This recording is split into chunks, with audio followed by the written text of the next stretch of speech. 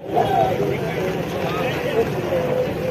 आपण क्रांतीची भूमी म्हणून ज्या नाशिकला ओळखतो त्या क्रांतीच्या भूमीमध्ये पुन्हा एकदा आदिवासींचं लाड वादळ पुन्हा या आदिवासीच्या क्रांतीभूमीत धडकलंय। आज खऱ्या अर्थाने आपल्याला सगळ्यांना माहित आहे 1 ऑगस्ट 2024 पासून आदिवासींचं जे हक्काचं आरक्षण आहे, आपल्या सगळ्यांचे मुलं बाळ जे त्याचा कायद्यातून नोकरी लागतात, आमचं गाव आमचं सरकार, आपण या देशाचे मालक आहे म्हणून आपल्याला त्याचा कायदा लागू झाला आणि आमच्याच गावात आमचं सरकार, स्वशासन, स्वतःच्या गावात स्वतःचं सरकार आज आपण आजपर्यंत सांगत आलोय आणि खरी परिस्थिती। परंतु आदिवासींचे खरे शत्रूवर आहेत जे सुस्ताड्यासारखे झोपलेले, त्यांना झोपेतून जागा करण्यासाठी जे खऱ्या अर्थाने आदिवासींवरती वारंवार वेगवेगळ्या पद्धतीने घाला घालण्याचा प्रयत्न करतात ते निंदे सरकार, फसवणूक सरकार आणि अजितदादा यांनी जाणून बुजून आदिवासींना त्यांच्या नोकऱ्यापासून, त्यांच्या नायकापासून आपल्या आदिवासींच्या तरुणांना वंचित ठेवण्याचं काम केलंय। एकीकडे लाडक्या बहिणीसाठी 2 दिवसापूर्वी सभा झाली, आदिवासी भागातून आमच्या लाडक्या बहिणी गेल्या नाही तर त्या गाड्या अडवल्या गेल्या।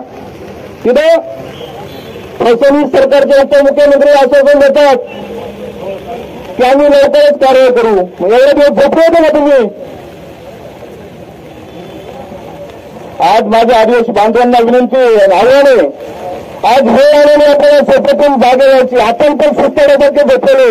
नाशिक शहरामध्ये मोठ्या प्रमाणात नोकरदार वर्ग, मोठ्यावरती मोजणे बघते शिक्षक वर्ग असेल, ग्रामसेवक वर्ग असेल, ते सोडल्यावरती बाकीचे कोणीच त्या आंदोलनाकडे लक्ष देत नाही। आज तुमच्या पण मुलाबाळांना नोकरी लागणार आहे पैशातून, हे विसरू नका। गरीबाचे मुलं आंदोलन करतात रस्त्यावरती आणि कर्मचाऱ्याचे मुलं एसी मध्ये अभ्यास करतात, हे आपल्याला लोकांना कळलं पाहिजे। म्हणजे गरीबाच्या मुलांनी मरायचं आणि कर्मचाऱ्याच्या मुलांनी घरामध्ये एसी मध्ये अभ्यास करून मस्त अधिकारी व्हायचं। अरे पण ही लढाई गरिबांनी उभी केलेली आहे।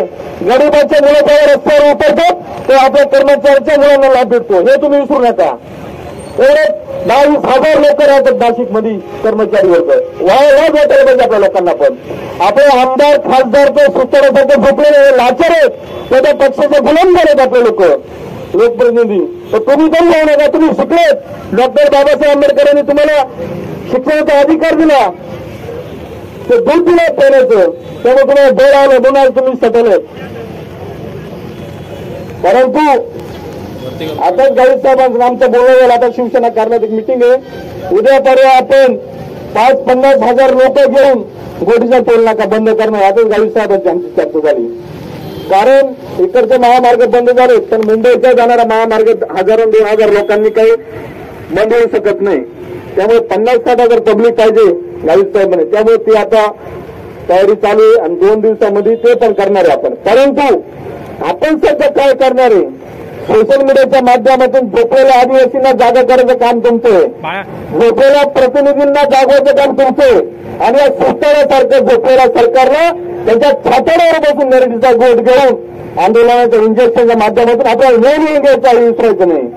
जाणारे रस्ते आपल्या भागातले, जाणाऱ्या रेल्वे आपल्या भागातले, जाणारे पाणी मुंबईला मारणारे आपल्या भागाचे, तरी आपल्याला रस्ता जायला मिळत नाही, पाणी आपल्या हातात मिळत नाही आणि शिक्षण तर लांबच राहिलं। आता नोकऱ्या तर बंदच केलं त्यांनी। परंतु आज आपण शांततेच्या मार्गाने हे आंदोलन करतोय, परंतु आता कायदा हातात घेण्याची वेळ आली तरी चालेल।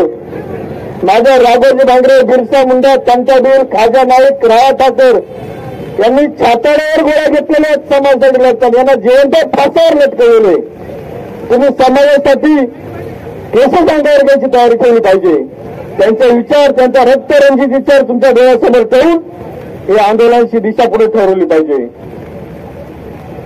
घरात सडून गेल्यापेक्षा समाजासाठी रस्त्यावर लढून मारा तुम्ही, तर समाजाला न्याय मिळेल. आणि गुलामीत राहिलेले आपण लोक तुम्ही त्या गुलामांना गुलामीची जाणीव करून द्या, त्यांना बंद करण्यासाठी रस्त्यावर उतरावा. आज वेळ आलेली घरात बसायची नाही, तर रस्त्यावरती उतरायची. त्यामुळे सगळ्या बांधवांना मी आवाहन करतो, तुमच्या भागाभागामध्ये जसं गावबंद चालू आहे तसं अजून तुम्ही तटबंद्या तुमच्या सीमारेच्या गावांना दगड लावा. तर तरी काही ठिकाणी बघतो आपण, तरी अजून समाजाचे लोक जागे येत नाही. किती बोलणार, किती भांडणार आपण. आधी आपल्या लोकांनी जागा झालं पाहिजे, तर आपण त्या सुतड्यासारख्या झोपलेल्या सरकारला जागे करू. आज 24-25 दिवस झाले तरी ते जागा होत नाही. त्यामुळे मी काही जास्त बोलत नाही. आता सगळ्यांचं मार्गदर्शक मनोगत झालेलं आहे, परंतु ही लढाई आताशी कुठेतरी सुरू झाली. ही लढाई थांबलेली नाही, अजून खूप मोठी लढाई लढायची आपल्याला. माझ्या बांधवांनो, काळ रात्र ही वैराची आहे. आपल्या बाजून लढायला कोणीच नाही.